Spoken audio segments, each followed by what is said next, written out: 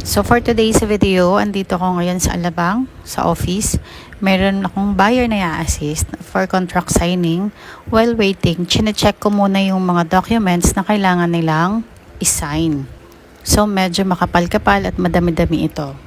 At ayun na nga, dumating na sila sir, na-explain ko na yung mga kailangan nilang i-fill out and then i-sign.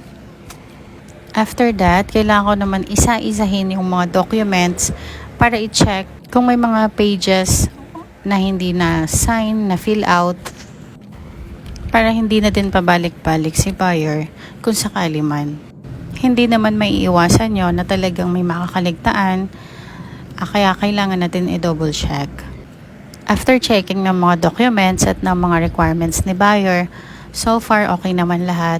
Thank you sa buyer ko, kay Sir Jeric and Ma'am Angeline na napakabait. And to my BSO and BSA na walang sawang nag-a-assist sa akin tuwing may benta ako. Finally, waiting na lang for booking.